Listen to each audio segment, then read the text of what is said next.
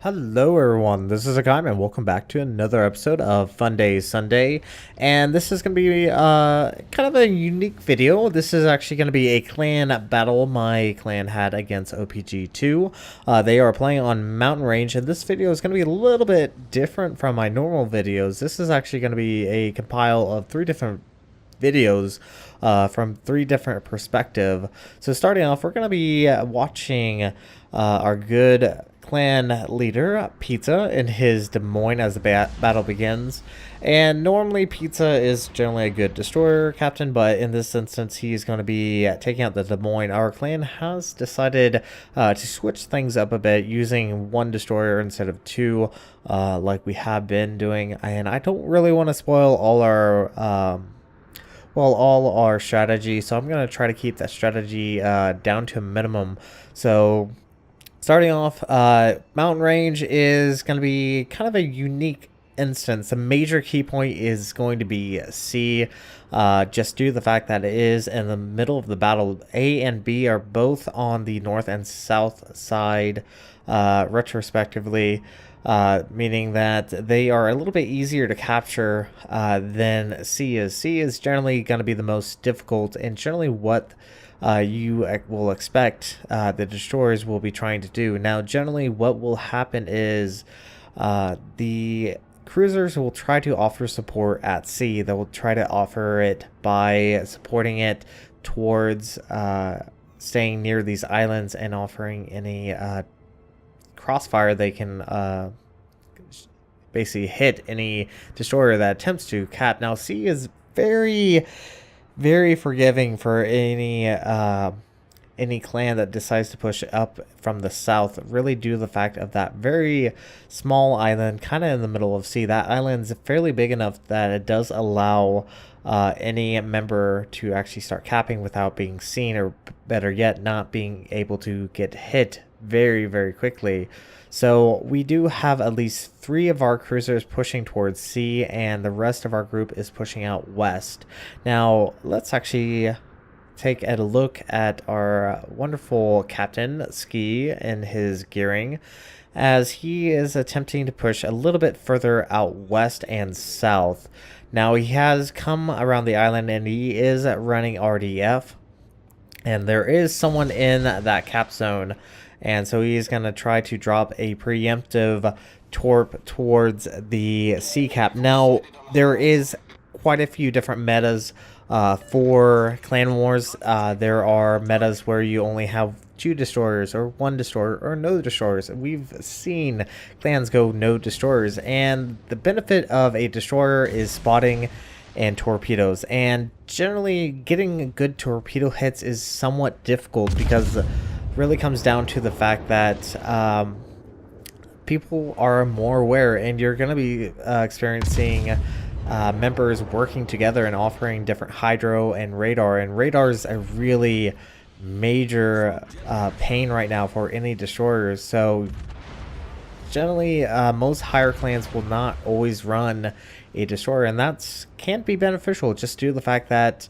it does allow for additional damage. So now Ski has dropped smoke, and I don't think his torpedoes are going to be able to land, just due to the fact of the angle, as well as the enemy gearing did reverse a little bit. He did take a hit from our friendly Zhao, so that is definitely a good thing. Now, since Ski is no longer in a really optimum position, he can't really push C, because there is a Mosfa and there is a Des Moines still out towards sea, and that is not where he wants to be. So instead he's going to offer his eyes to the west side, as more than likely there is a enemy group pushing up north. Now there is a Henry, Moskva, Des Moines, Hindenburg, 2 Hindenburgs, and a Montana on the enemy team, and if he can get some eyes on the enemy ships,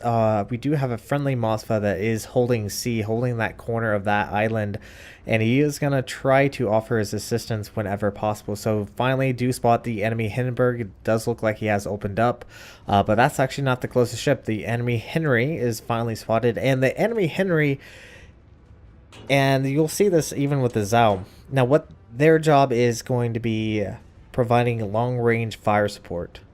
Henry is very beneficial just due to the fact that it does offer high speed and long range. Now we run the Zhao, and we do have Jorge in the Zhao, and he's going to be providing some long range support as well. Hopefully, he should get some good hits. We do have the Henry pushing up. They are going to be trying to push towards this cap, but as long as they are spotted like that, the Zhao can definitely rack up the fire damage. Now, this Hindenburg is going to be very, very smart. He is going to be slowing up, and he's going to start holding his fire. Really just due to the fact that he does not want to get focused on, because both the Zhao and the Moskva are currently focusing on this Hindenburg. And this is kind of a thing that you do have to be careful, is you don't want to play too passively. Sometimes being passive is good. For instance, the OPG is in a really good position. They have 2 caps to R1, and all they have to do is play for time. Yes, taking out the enemy ships is very beneficial. Keeping us at bay is very intelligent, but really they have no need to push. They have both the B cap and the C cap, so there's no reason for them to do this. So Jorge once again is providing that long range fire support, and that's the nice thing about the Zhao. The Zhao has very low detection. It also has decent range guns. Shells go straight to target, and it's a great fire starter. Same way with the Henry IV, has really good fire chance. Very, in this instance, very nimble. The only downside is it doesn't have very good detection, but does the exact same role. While the Des Moines and Moskva generally are going to be the ones sitting a little bit further next to an island, providing any, preventing any push coming from the enemy team. So with Jorge maintaining control on the east side or west side with Imperial in the Moskva, let's switch back to our friendly Des Moines that has pushed up into the cap. That is including Sweet Potato and Pizza, as well as Dread in the Hindenburg. Now they have officially pushed into the C cap, and they are starting to cap it. The enemy team have lost their advantage pushing in, and they have realized it. Now we have a good instance of where torpedoes can prove beneficial, and this is really going to come down to our friendly ski ball and the gearing that has finally got some torpedoes off. And there we go, nice torpedo hits on the Montana, and that should cause a little bit of flooding. Does look like 2 torpedoes, and that does knock off some health. Now back to Pizza. Pizza and Sweet Potato are maintaining control over the C cap, but unfortunately we are going to lose Dread in the Hindenburg. He is being pretty much broadsided by both the Des Moines on the eastern side that is holding an island down there, as well as the Montana and the Moskva. So unfortunately we are going to lose our first ship, and now the enemy team is definitely in the lead, but they no longer are able to really maintain control. And unfortunately for Pizza, he is being a little aggressive and showing a little bit too much broadside. He is being focused on, especially by this Montana, and ooh, takes a citadel there, and unfortunately he's gonna have to try to pull off. But right now all they have to do is try to cap it and wrest this from the enemy team. Now while this is happening, let's quickly see what's happening with Jorge and the Zhao. He's constantly providing a long range support, and he is getting a few fires on enemy Hindenburg that is playing a little bit more passively.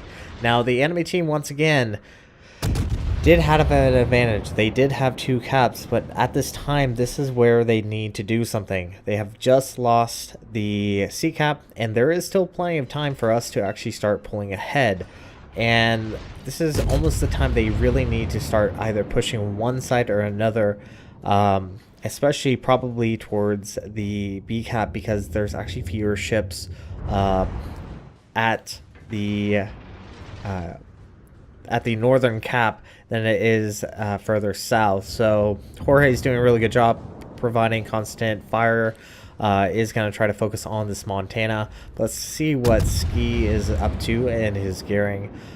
He has been around providing constant support. He has laid down a smoke screen, probably not in the most optimum position. He did lay down just to try to open up on the enemy Montana that did get flooded. Probably would have been nice if he had provided smoke screen towards our friendly Des Moines, but obviously there is still the Mosfa. Now the enemy team have lost their Des Moines to Sweet Potato, which is very, very beneficial, but Sweet Potato is going to get focused down by the enemy Mosfa. They are both extremely low on health, and there we have just lost Sweet Potato, and now we are at a, once again, disadvantage to the enemy clan, and it looks like the Mosfa is radaring the C-Cap, and it has spotted Ski, and is currently going to try to focus him down. Does get a AP salvo, and is probably switching over to HE, and he should be able to get out of there fairly quickly, but now it's really coming down to Pizza maintaining control of C. Now Pizza is doing a really good job maintaining that cap. He does have to be extremely careful of the enemy Montana. One good hit from that Montana could kill him, but fortunately he's able to survive, probably over penetration there. But is definitely raining a substantial amount of damage against a broadside Montana. This is one good thing about USN cruisers, is that they're able to penetrate even broadside targets. Now the enemy Mosfa has pushed out quite significantly, and you can see there is this little gap that Pizza is able to get his shots over, is getting pretty good damage.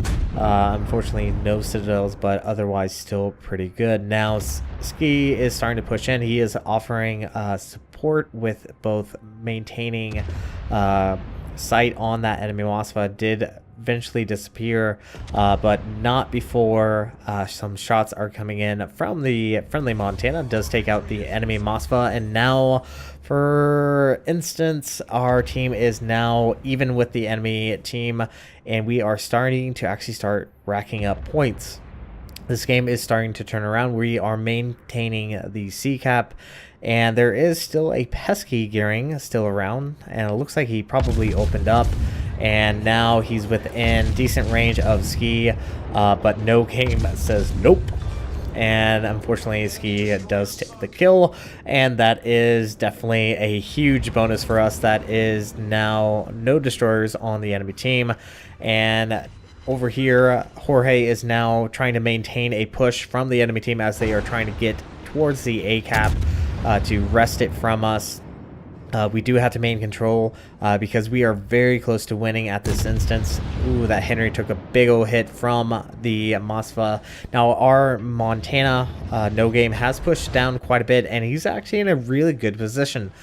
He's able to support both the west and the east side, and this Henry's so incredibly low on health. That Hindenburg's low on health.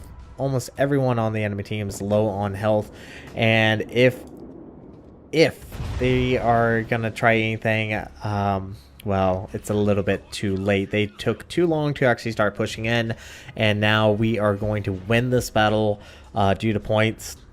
They are trying to focus down our Montana, but our Montana's decent health that he should be able to take any sustained damage from the enemy team. And all Jorge has to do is just be a pester. All he has to do is stay alive, and we will have won this. So not a bad game, especially from my clan. Very great job there. This is going to be it for this episode of Funday Sunday. Thank you guys so much for watching. If you like what you saw, hit the like and subscribe button, especially as my first attempt. You guys have a great day. Zaijian.